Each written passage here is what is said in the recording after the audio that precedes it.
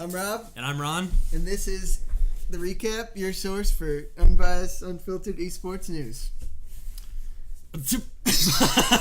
Yo, I got my Spanish quiz up.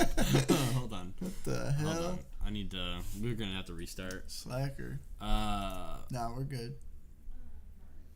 Dude, let's just restart. Let's just restart. I mean, unless you want to just keep going. We can keep going. Let's just keep going. Okay. All right, so this is week 2 for our Rob&Ron eSports recap series.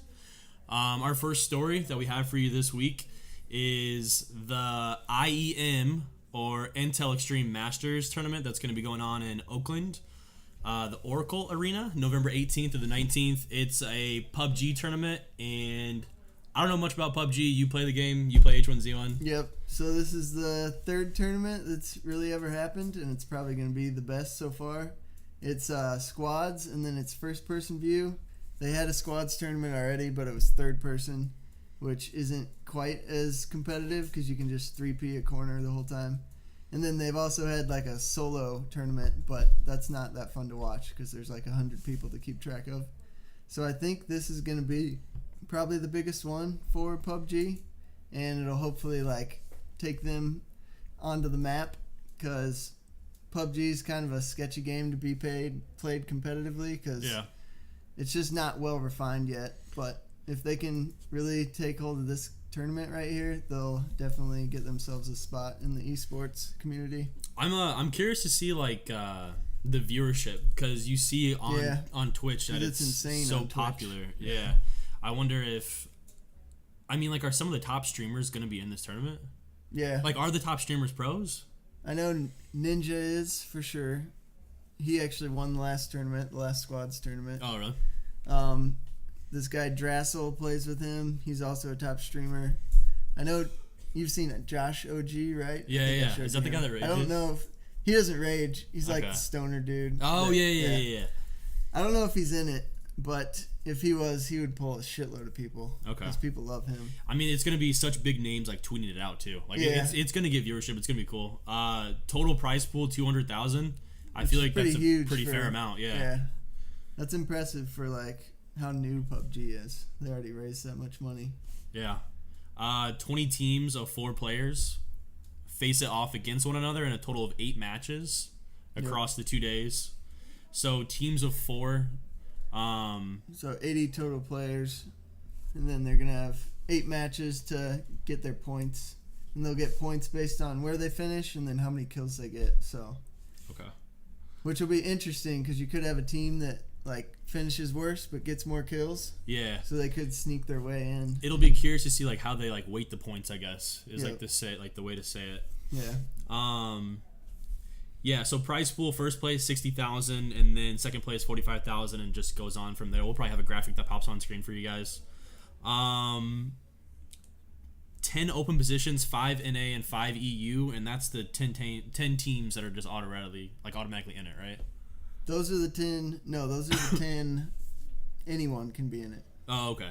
Which is kind of awesome because any random team can literally join without having to pay a fee if they win the qualifying matches. That is pretty sick. Like, you usually don't see open bracket anything. Yeah, especially not a $200,000 tournament. That's insane. And then those will be done. Round 1 is going to be 16 groups of 20 teams, so 320 squads of 4 people. So that's like 1,200 people. So then after round 1, they take the top 5 teams. I'm assuming they use the same scoring system, like placement and kills. And then round 2, 4 groups of 20 teams, 80 squads, and then top 5 of that as well. And then round 3 is going to be 1 group, 20 teams, 20 squads. And then top 5 of that moves on to the 5 positions from NA, and then there's also going to be the exact same roster or like exact same tournament layout for the European teams. So then 5 of them get taken. And then that's 10 plus the 10 chosen ones. Okay. Which we know of 4 of those. Team Solo Mid, Liquid, Luminosity, and Noble. So. And those all have teams and other things. So, I mean, just again, it's kind of cool how teams are branching off into other games, kind of giving it a go. Yep. But, again, that's going to be November 18th to the 19th. I'm sure that's something we're going to be watching. I mean, For sure. it's going to be cool and fun to watch. Especially like the first person thing like you were saying. It'll be cool to see it first person because, I mean, I played H1Z1 a little bit. And like the third person was cool, but like you were saying, first person is going to make it a whole new ball game kind of thing. Yeah, way more intense. Next story we got for you guys. Overwatch Contenders Season 1 playoffs happened. And not much of a surprise. No. Team Envious came on top for North America. Yeah, for North America. Envy won, which wasn't a huge surprise. They're a beast of a team. They were undefeated in regular season, and to top it off, undefeated in the actual playoffs as well. They went 3-0 versus FNRGFE. Why would you name your team that? I don't know. It's awful. I hope those are all. It's like a little corn dog puppy too. It's Yeah, like what is their symbol logo? in the world. That's so strange. 3-0 versus that team, and then they moved on and faced FaZe Clan in the finals and beat them 4-0. So pretty dominant performance. I'm sure they were having the time of their lives. Yep. And then for Europe, you have the top seed Misfits versus Cloud9 and beat them 3-2. And then, how do you say it better than I do? Giganti, yeah, they won 3-0 versus team just 1-2-3. Let's name them that. And this was probably a better match to watch, a lot closer. It looks like it came down to the final map, and Giganti won 4-3 versus Misfits for a little bit of an upset there. Definitely an upset because I think Misfits were basically on the same trail as Envious, being undefeated, and they choked. I mean, that's got to suck so much to choke in finals. Not a worse feeling than that. You got some Rocket League news as well. Yep. The RLCS Season 4 championship game happened, and Cloud9 beat NRG 4-3, so another close game. So congratulations to the Cloud9 boys. I'm sure there's some sick clips out of that game. Yeah, we might even be able to pull one and throw one up here for you guys. Yeah. And then another cool thing that happened, another winner in the Modern for 2 tournament hosted by Hitch and Courage, which was a really cool idea, really cool tournament. But the players that came out on top of that were Slasher Classic, Happy, and Temp, which I believe is a rumored Team Envious roster or a confirmed Team Envious roster. I'm not sure. I know the Slasher Classic and Temp rumors are a thing. For some reason, Happy isn't ringing a bell in my brain for some reason, but I feel like that's the fourth, but I'm not sure. But yeah, Hitch and Courage hosting a tournament. Throwback. Modern for 2 just happened last week. Modern for 3 is coming up on the 14th, and then Black Ops 2 on the 28th, which is a cool idea. Yep. I think they probably just wanted to do it to get a nice little feel for how people are gonna play boots on the ground again. Yeah, you know they're what? So used to jetpacks. So. I think that was even the name of the tournament. It was like the boots on the ground tournament. Yeah, nice. Which is a pretty cool name. But it's always cool seeing players go back to their old games, and there was even some teams that were formed that were their old teams, which is cool to see them put kind of all things aside, and just kind of go back to their old roster. Yeah, it was kind of cool. I mean, they didn't make it to the finals, but it was still cool to see it. But yeah, this was the tournament. All of it was for a breast cancer foundation. All the proceeds from the tournament goes to that, and they ended up raising over $10,000. I think it was near $11,000. Yep. That's just for now. Yeah. They're hoping to raise $20,000, which they'll probably get easily because they have 2 more tournaments. Yeah. So that'll be sick. Peak viewership 7,000. So if you guys haven't seen it, you guys should come out and definitely watch the Modern for 3 tournament. It'll definitely be fun to watch. Yep. I Think about donating a few bucks for a good cause. Yeah, I saw Hitch tweet out that even some of the pro players are already practicing and scrimming on Modern for 3 just to kind of get a little bit of an advantage, which is always cool. Next, we want to talk about Worlds. So all the groups have played their first games, and we're kind of idiots. We kind of screwed up how the tournament works. So basically, it's they pay everyone in their group twice. We thought it was only once. So they played their first games. So this next week, right? They're gonna play their second game. I believe it's this next week. They all play their second game, so it's a double round robin kind of thing. So your leaders as of right now is not a surprise in Group A, which we already saw that coming, was SK Telecom. Yep. They're 3-0. But one that may have not really been seen is Cloud9 is 2-1. So they're still hanging on. They're seed 2 right now, so that's pretty sick for them. We're obviously from America, so we're supporting the NA boys. Yep. And the other two teams are 1-2 and 0-3. So yeah, so it's not looking good. They have a good chance to make it at least to seat 2. Yeah, I'd say like if you're 4-1, that's probably a pretty safe bet. Like if Cloud9 just wins like 2 of their next 3, they're got to be in. Yeah. SK Telecom probably needs to win 1, and they're definitely confirmed. Group B, Longzhou Gaming is 3-0, another Korean team, and Immortals is 2-1, another American team. Yep. So that's interesting that they're hanging in there. Group C, Royal Never Give Up. More like China's Last Hope, maybe. Because I don't know if you guys have heard, but there's been a lot of stories saying that like China has been really working together trying to bring all resources. So like other teams, other coaches, other players to try and do like a boot camp to really help their Chinese teams practice and get prepared to hopefully move out of the group play and move on to the knockout stage. Just bring them all together, and then that way they're almost guaranteed to at least get one team out of group play. Yeah, which is you would hope. It's looking like Royal Never Give Up is going to make it out. They're 3-0. Samsung Galaxy is 2-1. Samsung Galaxy is a well-known name as well. I believe they've made it to finals of LCSs before, Worlds. Then last group D. You can talk about that one if you want. Team Seoul Mids 3-1 or 2-1, sorry, and then Team WE is also 2-1, and Misfits are 2-1. Yeah, so kind of an intense rivalry or like 3-way tie going intense group right there. Everyone's gonna want to kill this next round. Yeah, I mean, so close they can taste it.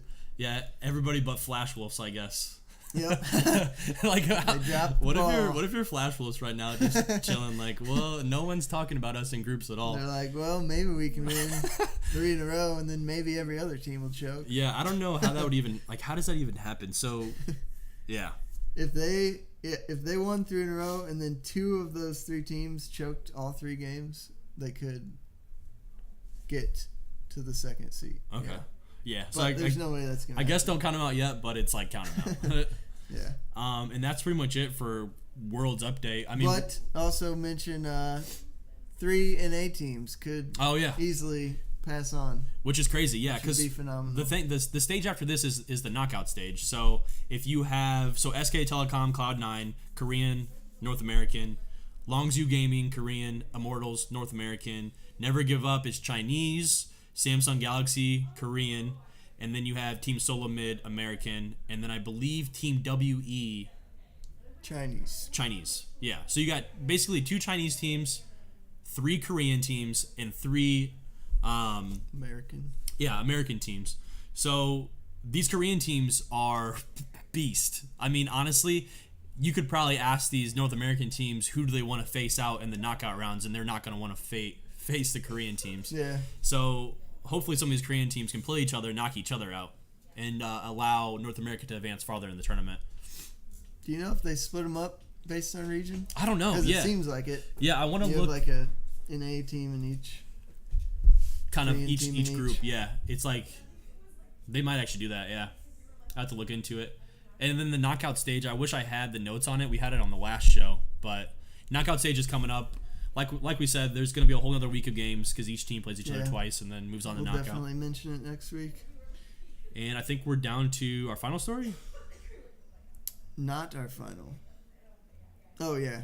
You're right. You already talked about that. Series. So, final story. Hulu is actually teaming up with the ESL, eSports League. And they're going to make 4 eSports series on Hulu, which is awesome. Which is crazy cool. I mean, you can really only find eSports content like on YouTube. And it's never like refined. It's just random videos. Yeah. Like you can either watch games or watch like vlogs of players. Yeah. But nothing about like the ins and outs behind the scenes.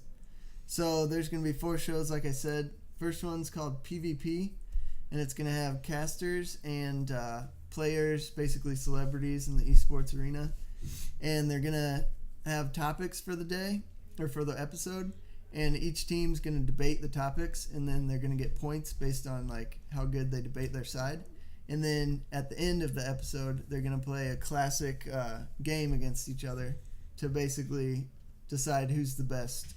Because you get scored for the game too, so it's like you get some points in your debating skills, but then you get some points if you're skilled on the game, which is gonna be cool. Which is probably, and I'm sure they're not gonna like take it serious, so it's gonna be just like a funny ass show. Yeah, you know what game they need? They need some Towerfall in there. Oh my god, Towerfall! Yeah, you can't look past Towerfall. If you've never played Towerfall, you gotta go play Towerfall. They need to make that. They need to make that shit an esport. They need to make it. Yeah, be fun. And at least make it like online multiplayer. Yeah. But definitely a cool series. That's probably the one we were talking about it earlier. That's probably the one we're gonna watch the most. Yeah. But there's some other series, so I don't want to diss any of the other ones. The next one's Boot Camp, a weekly documentary series following Immortals, which is a well-known esports organization.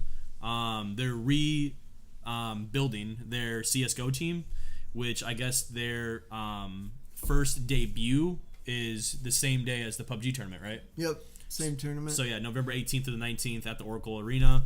And yeah, it's gonna follow Immortals, which is gonna be cool. It's gonna be interesting to see like a behind the scenes look at esports, because esports is just becoming so popular. I'm sure people want to see like what the hell is going on. Like how is it? Nobody knows how to get there. Yeah. Per se. I mean, like if you wanted to make a team, I have no idea how I would find players, good players, other than just like searching forums. I guess I don't know. Yeah. But they're basically going to talk about all that, how you find the players, how you test them, see who's the best. Yep. So, and then the last two shows are kind of similar. One's called Defining Moments, and it's basically like the biggest moments that have taken esports from like a backyard garage thing to what they are now. And then ESL Replay, which is like the biggest plays that have ever happened. So more of like those two shows are kind of similar, but one's like how esports has developed, and then one's more like about the players, like crazy comebacks, crazy plays, stuff like that. Pentakills. Yep. Stuff like that. But yeah, I'm not sure when this happens. When is this?